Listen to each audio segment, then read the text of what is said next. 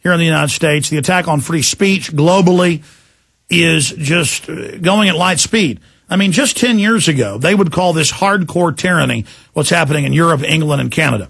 It would be called hardcore Soviet/Nazi tyranny.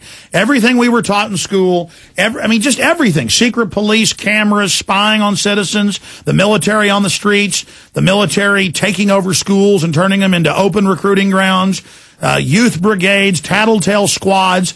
I mean, let's say there's a list of 200. That's just a random number. I could fill up 200 easy. 200 things a tyrant does. 200 things a tyranny does. They're doing every single one of them. Chiefly trying to intimidate everybody and admit they're setting up tyranny to scare learned and well-read and people that are informed historically and folks that have street smarts and know tyranny when they see it, even if they haven't studied history. Now, that acclimates the further, dumbed down public. That just further dumbs them down to just accept tyranny as normal and that tyranny's freedom. But for those of us that are informed, it is an open declaration of war and a sharp-clawed threat to everybody. And it is a chilling effect. And societies that give into this chilling effect always fall to the worst and blackest forms of corruption and oppression.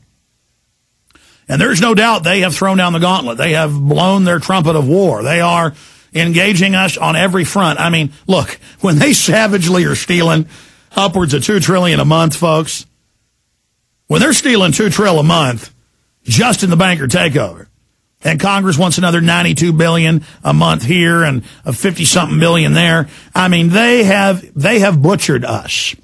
If you want an analogy, they have decapitated the country. The country's already bled out. That much money, we're totally bankrupt. It's over. They've put enough torpedoes into us. Let's say we're a 100,000-ton battleship. They put about 500 torpedoes into us. I mean, they hit us with everything. They blew us sky high. The magazine blew up. We're on the bottom of the Atlantic Ocean. Okay? There's your maritime World War II naval engagement analogy. They blew this country to bits. They broke the family up. They've got the population that's indigenous at a 1.3% replacement rate of the children. The country's dead. The West is dead. Overrun. Gone. Over. Done. Destroyed. New World Order victory. Now, that said, that is if we continue down this current path. If we have a complete revelation, a restoration of freedom and liberty, a complete revolution individually in our minds, if we are born again in the spirit of liberty and freedom against tyranny, if we have complete conversions to face what we're dealing with and to shake off the propaganda and the brainwashing and get our will back and get our fury back and get our guts back, this will only make us stronger. We start with the financial issue.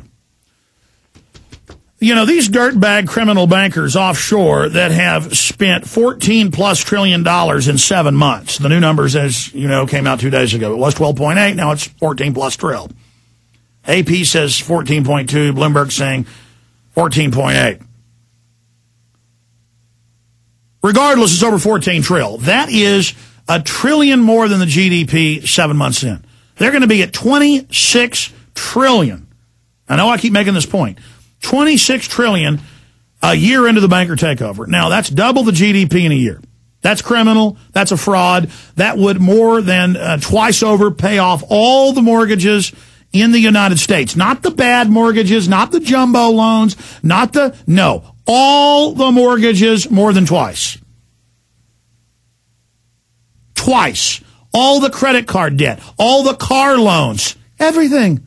It'd pay everything off.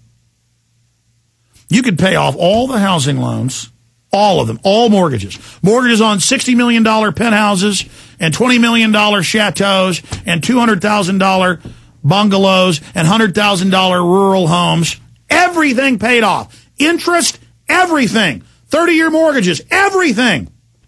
Pay it off one time with $12.9 trillion, according to Bloomberg and AP and others that have broken it down. Like, you can Google that headline. Bailout would pay for mortgages. Now that they're going to double that, that would pay off all the credit cards many times over, all the car loans many times over. Small business loans over and over. Everything. So when they sit up there going, oh, we're still trying to unclog a few bad mortgages, they are liars. They are selling you on fraudulent debt you do not owe. They are selling you on a fraud, on Ponzi, made up, shyster projections, holograms of wealth. It's a simulation. And they're telling you, oh, we're going to fix it. Just give us trillions more every month. Oh, look at the Army's here to run checkpoints. The governor doesn't like it in Tennessee, so what, we're doing it. Oh, the Marines are here at drunk driving checkpoints. That's okay for the community. That's good. Oh, we're taking over all these big public schools. The Marine Corps is taking over public schools. And the Marines are going to run it. And then they threaten your kids. They've got to sign on to join or they're arrested. Totally illegal. They just do it. And all over the news every day, I see scores of articles where police just openly pull people over now in Texas and Alabama and Illinois and everywhere and just take your car, take your jewelry. They just grab women's jewelry officially. And nothing happens. I've got several articles today. Just nothing. We're like Mexico, just collapsing, thieving, stealing, the police and government grabbing everything they didn't nail down. Cops pull you over in Illinois. This is a nice Corvette.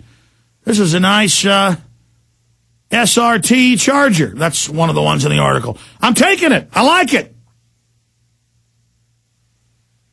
And if the person argues, they take them down to the police station. This is in CNN today. They get reporting on the locals, though they don't tell you the feds are doing it as well. You know, they'll, oh, look at this East Texas town. They pull you over and they take your jewelry and wallet and they take you to the police station. And they tell you they're going to charge you with money laundering if you don't sign an agreement to give it to them. Total Soviet Union. Sign this or we'll put you in prison. There have been Texas cases where they take, one case, $4,000 out of a woman's, 80-something-year-old woman, out of her purse. Woman had no criminal record. It was her money. Everybody knows old women carry around a lot of money when they're on road trips. And they just took it. And the court said, you can keep it. That's it. Doesn't matter. Hey, old ladies exist for cops to pull them over and take their money. And you know what happens? The system protects the bad cops that were a minority. So the good cops get out. The public begins to hate the police and mistrust them, and that's what the New World Order loves even more. They love the gang psychology of now the public really starts hating the cops, so the cops start hearing the briefings, see everybody's against you. You got to stick together. We got to cover up for bad cops or, you know, they'll overrun us. And then the culture gets more and more and more and more corrupt. That's how this works, and it's all planned out. And it's working like a charm. And the bankers set offshore in Switzerland and in Portugal and in Spain and in the Cayman Islands and in the British Virgin Islands and in the Turks and Caicos and in the Cook Islands and in New Zealand in big armored compounds with guards with machine guns. And they just sit around waging war worldwide with huge supercomputers systematically tracking how they're running their operations. So I'm going to get into the attack on the First Amendment in a few minutes, but first let me read this article and break it down up on prisonplanet.com that needs to go mega viral right now. Leaked agenda. Bilderberg Group plans economic depression. On the eve of the 2009 Bilderberg Group conference, which is due to be held at the five-star Astor Palace Hotel in Greece, investigative reporter Daniel Estlin has uncovered shocking details of what the elites plan to do with the economy over the course of the next year. The Bilderberg Group meeting is an annual confab of 150 of the world's most influential power brokers in government, industry, banking, media, academia, and military-industrial complex. The secretive group operates under Chatham House rules, meaning that no details of what is discussed can ever be leaked to the media, despite editors of the world's biggest newspapers, the Washington Post, New York Times, Financial Times, being present at the meeting. And finally, mainstream news is reporting Bilderberg and their leaked minutes where they set up the EU covertly, they set up NAFTA and GATT covertly. They're the ones calling for world government. They're the reason, they're the financiers why you hear every politician talking about our global community and our regions, no longer nations.